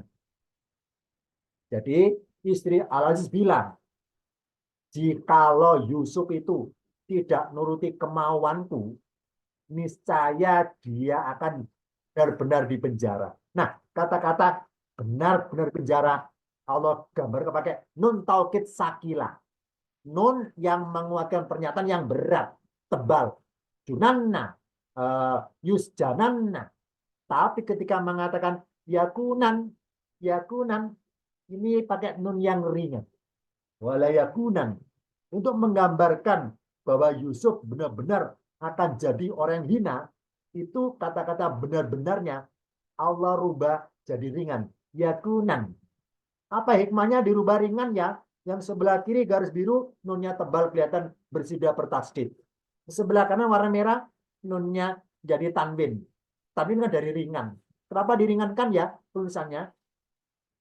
Kita buka jawabannya pada tampilan berikutnya. Yusjananna, ini nunnya tebal. Tulisan yakunan, hasilnya yakunanna. Yakunan artinya dia benar-benar menjadi. Nanna disingkat yakunan. Yakunan nun sukun ditanwinkan yakunan. Sekarang asal mula. Nun tebal yang berbunyi yakunanna bermaksud mustakbal. Makanya terjemahannya fiil kata kerja mudhore ya alias bentuk sedang, hakikatnya dua waktu, hadir dan mustakbal. Benar ya? Ayo, yang merasa anggota kelas paket 3, insya Allah sudah dikenalkan oleh ustadznya masing-masing bahwa fi'il mudhari present tense, kata kerja present tense itu dua waktu. Waktu hadir sekarang atau mustakbal atau akan datang. Nah, salah satu ciri mengetahui bahwa fiilnya itu untuk akan datang, yakni fiilnya ditempeli nun taukid sakila. Makanya kata-kata fala tamutunna illa wa antum muslimun, fala tamutunna, maka janganlah kamu sekali-sekali mati ya, maksudnya akan mati untuknya. Nah, yusjananna, karena yusjananna pakai nun taukid sakila, berarti ada kesan seperti ini. Jikalau Yusuf gak nurut perintahku, niscaya dia akan, karena yusjanana akan dipenjara. Terbukti akan datang berikutnya Yusuf dipenjara, dan pasti karena nun taukid pasti akan dipenjara. Nah, pasti itu terbukti kan ya Yusuf dipenjara kan ya. Nah, tapi ketika bilang Yusuf kalau nggak nurut aku, Yusuf akan jadi hina. Nah, untuk menggambarkan Yusuf tetap mulia, meskipun di penjara tetap mulia. Apa tanda mulianya? Nggak nurutin nafsunya perempuan itu. Tetap mulia dia itu. Untuk menggambarkan tidak mampunya si wanita itu merubah mulianya Yusuf jadi hina, Allah rubah nun tebal jadi tipis. Apa tipis? Segera. Segera. Jadi Yusuf kalaupun segera dihinakan, nggak bisa segera gitu. Nah, dengan nunnya tipis disamarkan tanwin, apa? Kemustahil terjadinya itu. Karena nunnya nggak kelihatan. Mustahil taukidnya. Mustahil kepastian jadi hinanya itu. Ini hikmahnya. Nun tebal dirubah tipis bermaksud menyegerakan perbuatan. Nun tipis disamarkan tanwin, nggak kelihatan nunnya. Nggak kelihatan berarti meniadakan. Berarti memustahilkan kejadian bahwa Yusuf pasti hina. Mustahil, tetap mulia kok. Nah, ini hikmahnya. Yusuf hanya bisa dipenjara, tapi nggak bisa dihina, Pak. Maksudnya nggak bisa dirubah jadi derajatnya hina. Nggak bisa. Kalau di penjara bisa. Karena nggak nurut, maka di penjara. Tapi itu dibuat hina, nggak bisa. Terbukti tetap mulia, meskipun di dalam penjara. Nah, yakunan. Nah, ini ya, hikmahnya dirubah tanggin. Meniadakan kemustahilan taukid. Kemustahilan nun taukidnya itu. Meniadakan. Berikutnya, Ustadz, kami Indonesia Timur, maaf ya, lihat ke atas ini. Saya yang merasa sudah 5 watt, silakan diseruput kopinya. Lanjutannya, alif, ba, ta, jim sampai ya. Ini daftar huruf hijaiyah nih. Dalam pemahaman gaya bahasa Quran namanya uslub, yakni masing-masing huruf hijaiyah itu mempunyai sifat. Kalau tinjauan ilmu tajwid, sifat huruf adalah pelafatannya, makhrajul hurufnya. Kalau tinjauan ilmu Quran, sifat huruf adalah yakni karakteristik yang mengandung filosofinya itu. Dari banyaknya huruf tajwid yang saya tampilkan di layar ini saya berikan warna merah ya. Ini ya saya contohkan malam ini yang merah-merah saja. Alif, ba, ta, lam, mim, nun, waw, hamzah, ya. Ini contoh huruf-huruf hijaiyah yang mengandung sifat-sifat filosofinya. Yang pertama, huruf alif itu apa sih? Sebagai huruf alif pembatas. Contohnya apa? Qala ana Yusuf. Dia berkata, ana Yusuf, akulah Yusuf. Nah, di Al-Quran, semua lafaz ana yang tulisannya pakai alif tetap dibaca pendek. Tidak boleh matobi'i. Tidak boleh panjang. Ana Yusuf. Nggak boleh panjang. Kenapa nggak boleh? Ini jawabannya. Karena ada huruf alif. Alif itu huruf apa sih? Alif pembatas. Maksudnya membatas apa sih? Membatasi. Hijab. Sebagai pembatas bahwa yang mengaku sebagai Yusuf itu bukan yang sebenarnya. Maksudnya, ketika kita baca ayat ini, ana Yusuf, aku Yusuf. Bukan berarti saya Yusuf, bukan kan ya? Saya hanya sebatas melafalkan firman Allah yang berbunyi ana Yusuf. Berarti saya berkata berbunyi ana, yang artinya saya, itu hanya sebatas membaca ayat, bukan mengaku yang sebenarnya.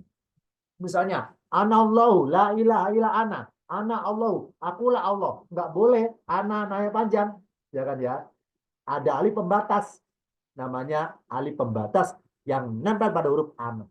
Makanya ana nggak boleh dibaca panjang, harus dibaca pendek, dibatasi dengan alif masuk. Ini hikmahnya. Yang kedua huruf B. Huruf B itu sifatnya apa sih? Huruf kesertaan. Maksudnya apa? Contoh. Wa ma'allah bi ghafilin, dan tidaklah Allah lalai. Ma artinya apa yang berhubung ada bi, maka artinya tidaklah. Menyangkal akhirnya. Nah, kalau gitu bi ini apa artinya? Memang bi arti aslinya dengan, tapi di dalam kalimat ini bi nggak usah diartikan. Nah, kalau nggak diartikan kenapa ditulis? Jawabannya adalah, lah kalau bi-nya dihapus, ma ini artinya apa yang Allah gitu. Nah, karena B-nya tetap harus tulis, meskipun nggak diartikan loh ya, dan tidaklah Allah lalai. Nah, meskipun nggak diartikan, tapi punya fungsi. Apa fungsi? Binus kesertaan. Apa aslinya nggak pakai bi? Wa maulau gofilan. Tinjauan ilmu tingkatan paket 8. Tentang masalah mubtada khobar. Paket 8. Aslinya wa maulau gofilan. Tanwin an wa maulau gofilan oleh Allah. Ini hikmah lo ya. Supaya nggak berbunyi gofilan, ditempeli bi. Supaya gofilin. Kenapa ditempeli? Bi itu huruf kesertaan. Maksudnya apa? Tidak ada yang menyertai Allah berupa sifat kelalaian. Kayak sifatnya manusia itu.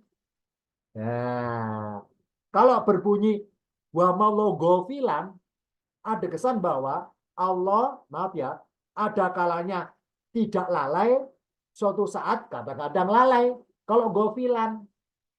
Nah, untuk menggambarkan Allah tidak pernah lalai, maka ditempel huruf kesertaan bi, berarti tidak ada kelalaian, sifat kelengahan yang menyertai Allah dalam segala perbuatannya. Ini hikmahnya, bi huruf kesertaan yang nempel pada Allah, tidak ada kata gofilin. Itu hikmahnya ke sana.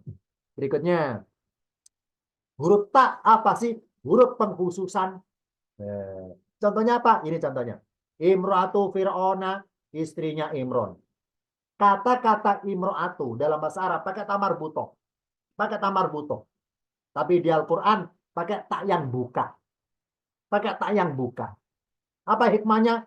Allah rubah tamar buto dan tak yang buka supaya pengkhususan. Maksudnya apa? Misalnya kita bayangkan. Tulisan berbunyi Imro'atu Fir'auna taknya marbuto. Karena tak marbuto maka bersifat umum. Kalau umum maka pemahamannya adalah ini dari para mufasir. Kalau taknya tak marbuto yang berbunyi Imro'atu Fir'auna yang artinya istrinya Fir'aun yang bernama Asia. Kalau Imro'atu taknya tertutup marbuto ada kesan bahwa profilnya Asia sebagai istri Fir'aun itu gampang ditiru atau gampang diteladani persis oleh wanita di sepanjang zaman. Misalnya orang zaman sekarang pengen ladani Asia, persis bisa. Orang zaman sekarang bisa mengalami persis kayak Asia. Nah, untuk menggambarkan bahwa Asia itu wanita lain daripada yang lain, Allah inisialkan taknya pengkhususan. Hanya Asia sajalah yang seperti ini. Yang lainnya nggak bisa niru Asia. Hanya Asia istri Firaun sajalah yang bisa berbuat ini. Yang lainnya nggak bisa berbuat kayak Asia. Lainnya hanya bisa niru, tapi nggak bisa 100% persis. Makanya Allah gambarkan di Al-Quran, Doroballahu matalan, gitu ya. Allah buat perumpamaan wanita baik, wanita buruk. Wanita buruk, Imro'atu Nuh, Imro'atu Lut. Ya, istrinya Nabi Lut, istri Nabi Nuh, wanita buruk. Dan kalau wanita baik adalah Asia, Imro'atu Fir'aun, dan Maryam. Nah, ini dua ini. Imro'atu. Hanya dua wanita ini sajalah. Yang lain daripada yang lain. Ya, tak pengkhususan. Khusus Asia saja seperti ini. Yang lainnya nggak kayak Asia. Dalam hal apa? Macam-macam. Keimanannya, ketabahannya, kesabarannya, dan sebagainya. Mengambil Fir'aun, kuat Asia. Kuat, nggak putus asa, nggak mengeluh. Kuat. Sampai akhir matinya loh, kuat. Mempertahankan imannya kuat. Mati kuat. Ini taknya pengkhususan. Berikutnya. Lam. Lam apa hurufnya? Huruf kepemilikan. Maka di Al-Fatihah, Alhamdulillahi, segala puji bagi Allah. Lihat di perkata bagi. Coba kita baca dirubah ayatnya, pakai ilah. Alhamdulillahi, segala puji kepada Allah. Kalau pakai ala, Alhamdulillahi, segala puji atas Allah. Beda pengertiannya. Kalau pakai li kepemilikan, maksudnya apa? Barang siapa dipuji orang lain, hakikatnya orang itu muji Allah cuma lewat diri kita.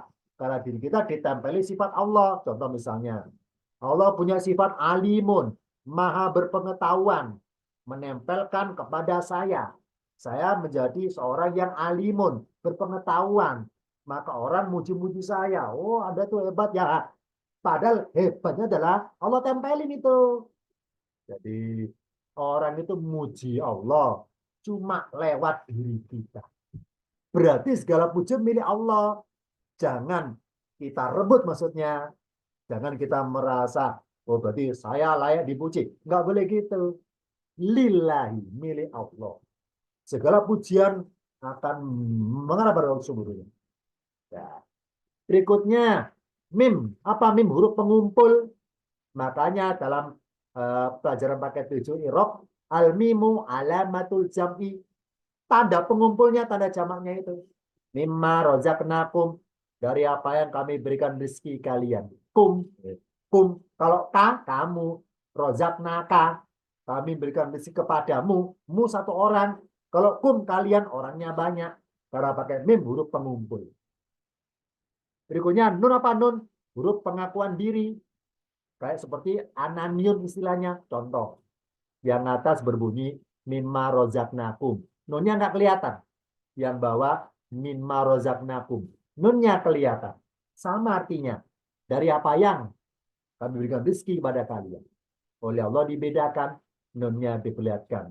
Nah, hikmahnya. Nun yang diperlihatkan. Ini nun yang bermuatan.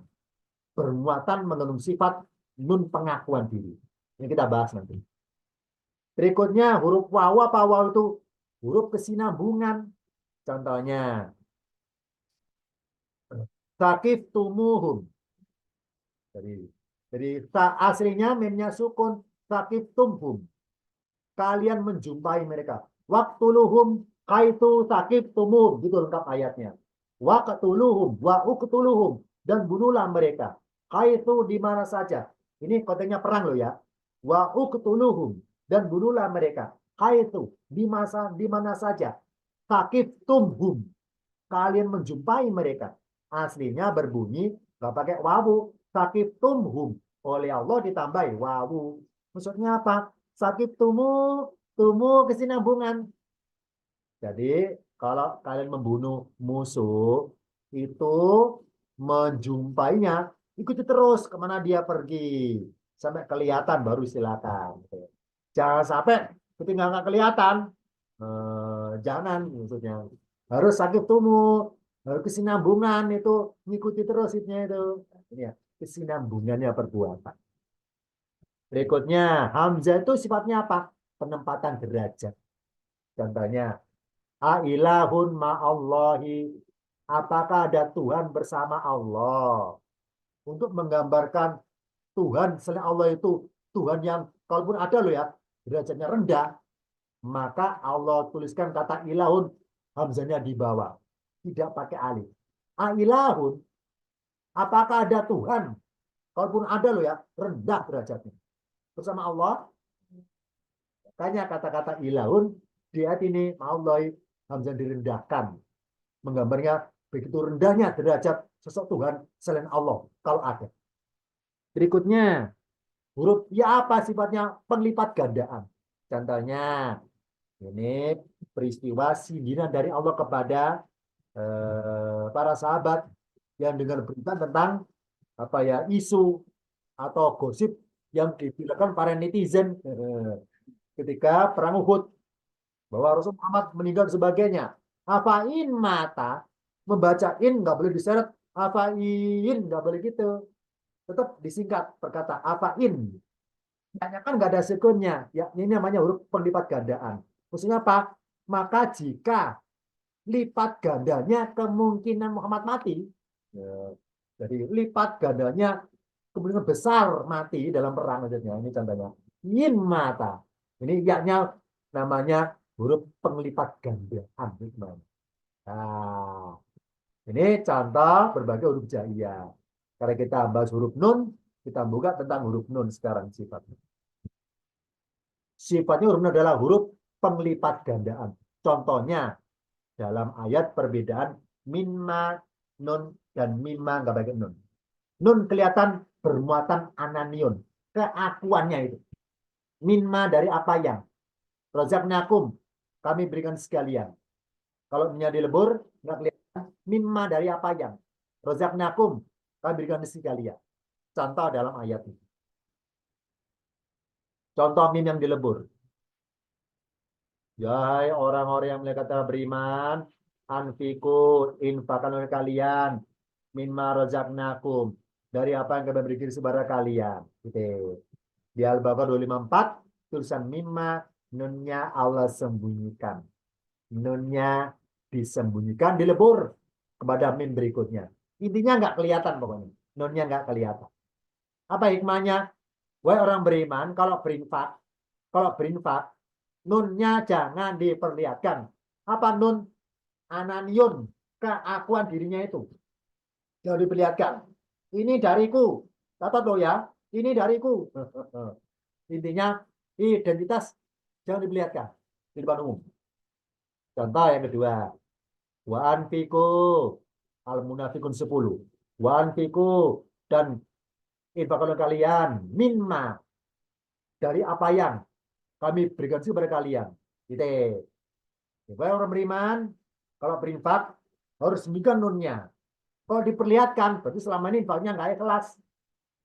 Nah, karena nggak ikhlas, maka ketika mau mati, pengen bersedekah berinfak dengan ikhlas ini, maka digambarkan di sini wa anfiqu dan infakkan oleh kalian mimma dari apa yang rozaqnakum kami berikan sekalian min qabli dari sebelum an ya'tiya datangnya al mautu kematian an ya'tiya mendatangi ahadakum salah satu kalian fayaqula maka dia berkata ketika mau mati itu Robi wa Tuanku laula akhortani arti bahasnya mengapa tidak engkau mengakhirkan diriku, menangguhkan kematianku, ila jalin koribin, sampai batas waktu dekat sebentar aja. Fa'asodako, maka sukaku bisa dapat bersodako. Wa aku minasolihina, dan aku menjadi orang yang soleh. Jadi bersodako, berarti murni ikhlas. Ini contoh sindir dari Allah. Sindiran orang selama ini berinfaknya nggak ikhlas. Alias ada sifat kemunafikan yang pada surat al-munafikun. Orang munafik orang yang nggak ikhlas. Nah, ketika mau mati dia sadar bahwa selama ini amalannya nggak ikhlas. Nah, karena masih bisa bernapas, dia pikir nyawanya diundur sebentar untuk bisa berkata-kata berinfak. Entah berwasiat tentang warisannya untuk sedekah apa misalnya gitu maksudnya. Nah, dengan ikhlas. Tapi karena telat ya, karena telat nggak bisa akhirnya nggak bisa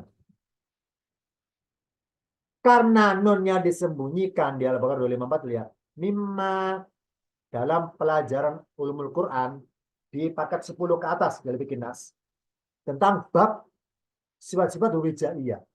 Huruf nun mempunyai sifat sebagai huruf pengakuan diri nun ananiyun ananiyah.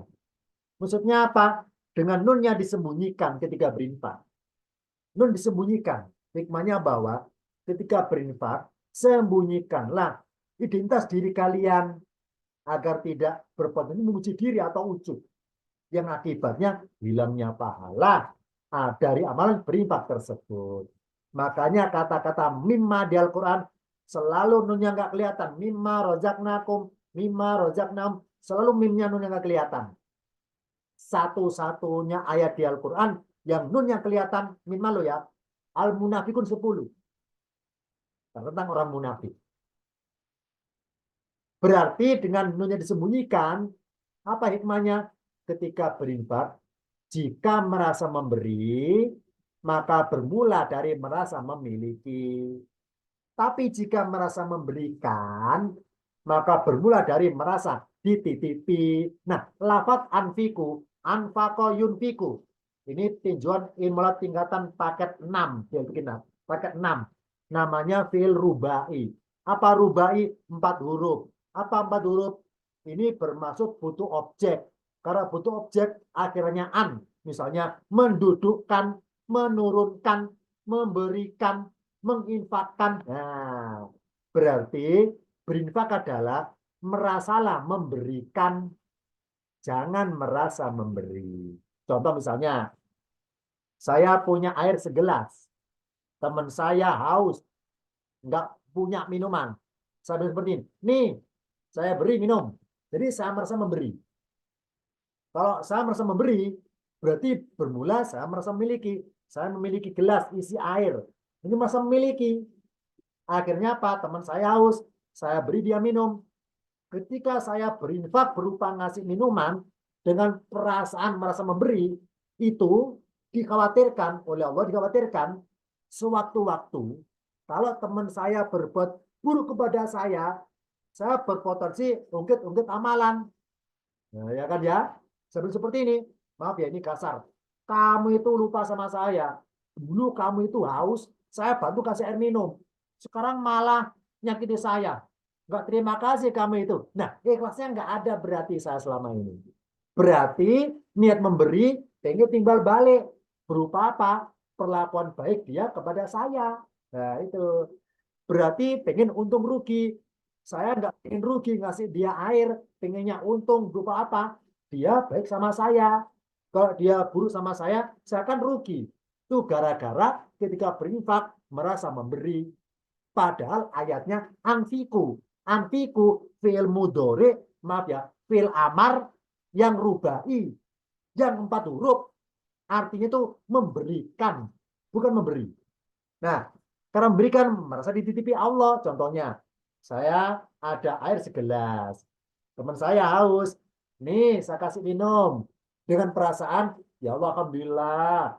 Engkau mentakdirkan saya mengamalkan memberi orang minum. Jadi saya menyampaikan rezeki Allah berupa air kepada orang itu. Dia merasa dititipi Allah amalan untuk dipraktekkan ngasih minum. Akhirnya nggak beban. Kalaupun dia besok dia itu nyakiti saya nggak marah. Kenapa? Karena saya nggak merasa memberi air, merasa memberikan titipan Allah. Allah yang punya air kok, bukan saya kok. Jadi saya nggak merasa rugi. Itu yang benar. Itu yang benar.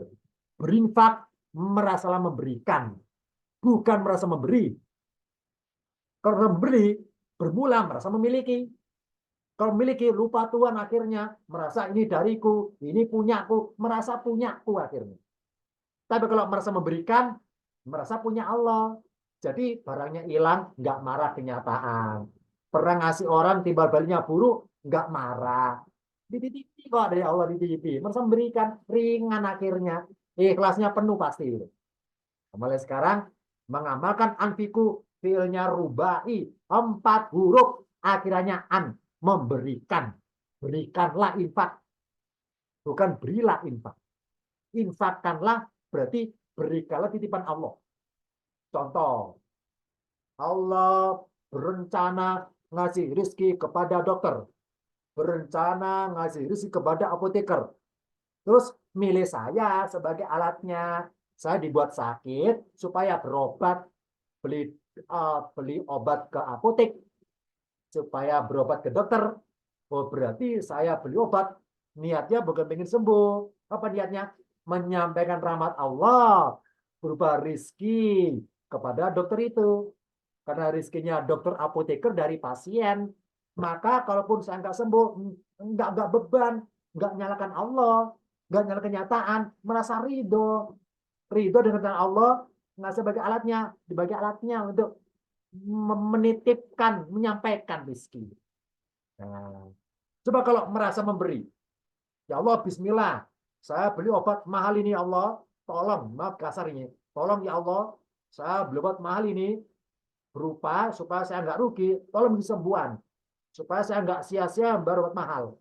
Oh, berarti ketika beli obat merasa memiliki uang, lupa Allah berarti. Nah, ketika dikasih Allah sakit terus nggak sembuh, marah kenyataan, marah kepada Allah. Kenapa nggak sembuh dengan segera? Marah itu berarti tadi ketika beli obat merasa memberi, bukan merasa memberikan rezeki. Nah ini, hati-hati ya. Antiku merasalah memberikan, merasa dititipi, maka ringan, ringan. Nunnya nggak boleh kelihatan. Sekarang sebaliknya. Minma dari apa yang karena nunnya kelihatan, ingat ya, al munafikun tentang orang munafik. Huruf nun tidak disembunyikan alias ditampakkan. Apa hikmahnya? Berarti orang ini, ayat ini loh ya Allah nyindir, ketika berinfak suka menampakkan identitas dirinya, maka berpotensi memuji diri. Akibatnya hilang pahalanya dari amalan infak tersebut. Ketika berinfak merasa memberi, maka bermula merasa memiliki, merasa ini dariku loh ya, bukan dari Allah ini, alias nggak ikhlas dalam amalan berinfaknya selama hidupnya itu. Maka menjelang matinya baru ingin berinfak dengan ikhlas. Percuma, telat, tobatnya telat. Ini ya, min manunnya kelihatan. Intinya barang siapa berinfak kok ingin kelihatan orang, entah maaf ya pencitraan, entah karena dalam rangka pencalonan, dalam rangka maaf ya kampanye dan sebagainya, besok di desa ini saya paving semua. Ternyata nggak terpilih. Dicongkel semua pavingnya. Ya. Di paving ternyata nggak terpilih, dicongkel semua pavingnya. Oh, berarti minma dia ketika berinfak, nunnya kelihatan, berarti nggak ikhlas. Mempaving desa dengan harapan warga desa memilih saya. Ternyata saya nggak terpilih, saya marah, saya congkel pavingnya. Maaf ya, ini contoh aja. Berarti dia mengamalkan al-munafikun 10 berarti. Nunnya kelihatan. Nah, ini hikmahnya ya. Nah, yang terakhir, huruf nun identik dengan Nabi Yunus alaihissalam, julukannya Dhunnun. Dhunnuni. Dhunnun. Nah, Nabi Yunus punya 2 julukan di Al-Quran. Sohibul, maaf ya, Sohibul Huti dan Dhunnuni. Dadi itu artinya yang mempunyai atau yang empunya, yang identik. Dalam gaya bahasa Al-Quran, jadi itu ablagu minas sohibi. Apa ablagu? Lebih unggul daripada lafaz sohib. Apa sohib? Orang yang identik. Bisa sahabat, bisa penghuni, bisa orang yang identik. Contohnya, wadannuni idzahaba. Bentar ya, ada gangguan sinyal. Wadannuni idzahaba mughadiban. Dan ingatlah ketika Dhunnun dalam Nabi Yunus ketika pergi dalam keadaan marah. Marah kepada kenyataan karena kaumnya nggak mau diajak masuk Islam gitu ya. Marah. Terus nyari suaka baru, mengungsi, nyebrang ke tempat yang lain, naik perahu, naik kapal ya. Singkat cerita tenggelam, ditelan ikan, tersesat laut. Terus baca-baca tasbih. La ilaha illa anta. Subhanaka inni kuntu minadz dzalimin. Ya. Baca tasbih. Wadan nuni. Fanada dia menyeru pada Allah fi dzulumat dalam kegelapannya itu. Baca tasbih. Yang kedua contoh ayatnya. Ini Allah nyindir Rasul Muhammad. Wahai Muhammad, fasbir, maka bersabarlah kamu. Lihukmika, terhadap hukum ketentuan Tuhanmu itu. Wala takun, dan janganlah kamu menjadi kasohibil huti. Seperti orang yang dalam ikan itu, alias Yunus itu. Itnada. Ini ya. Jadi ketika Allah nyebut Yunus dengan julukan Dhunnun, Dhannun, tema ayatnya bermuatan hal positif. Tapi ketika Allah nyebut Nabi Yunus dengan sebutan Sohibil Huti, tema ayatnya bermuatan negatif. Apa rinciannya? Kita buka tampilan berikutnya. Wadannuni idzaba mughadiban. Ayat tersebut, Al-Anbiya 87, konotasi positif. Yani Allah mencontohkan Rasul Muhammad tentang amalannya Nabi Yunus ketika dalam kegelapan. Yang karena dulu mati jamak berlapis-lapis. Yani amalan bertasbih. Maka demi menjadikan Nabi Yunus sebagai contoh yang baik bagi Rasul Muhammad untuk beliau meneladani Yunus, maka Allah menyebutnya dengan lafaz da wa dannuni. Wahai Muhammad, kalau engkau mengalami kegelapan, entah kegelapan dan mungkin lagi suntuk pikirannya, ada masalah nggak clear-clear, dilanda duka nestapanan lara alias galau, galau ya, andilau, apa ya, andil itu apa sih, lupa saya andil ya, andil lalu ya, dari galau pokoknya ya. Dah itu Muhammad kalau kegelapan tirulah Yunus, banyak bertasbihnya, banyak bertasbihnya. Karena Yunus supaya diteladani Muhammad pakai wadan nuni. Tapi kebalikannya ayat Al-Qalam 48 bermuatan negatif. Allah melarang Muhammad meniru sikap putus asa Nabi Yunus ketika menghadapi kaumnya. Maka demi menjadikan Nabi Yunus sebagai contoh yang buruk bagi Nabi supaya jangan ditiru, Allah nyebut istilah sohibi, kasohibil huti. Muhammad, sabarlah kamu, jangan kayak Yunus, nggak sabaran nggak ada di kaumnya. Nah, gitu maksudnya. Tirulah Yunus ketika ada kegelapan, banyak bertasbihnya. Tapi jangan tiru Yunus ketika nggak sabar, jangan ditiru. Nah, itu kisahnya kita intinya. Ini contoh ya. Jadi huruf nun identik Nabi Yunus alaihissalam. Badan nun, hal yang positif perlu diteladani. Kata semua tentang huruf nun sudah paripurna saya sampaikan. Tentang huruf nun jumlahnya sudah disampaikan seluruhnya. Tentang macam huruf nun juga sudah tersampaikan dalam forum ini. Kemudian huruf nun pengakuan diri sudah saya jelaskan juga. Tentang huruf nun yang identik Yunus sudah juga saya berikan. Maka demikian materi hari ini tentang huruf nun dari berbagai sudut pandang.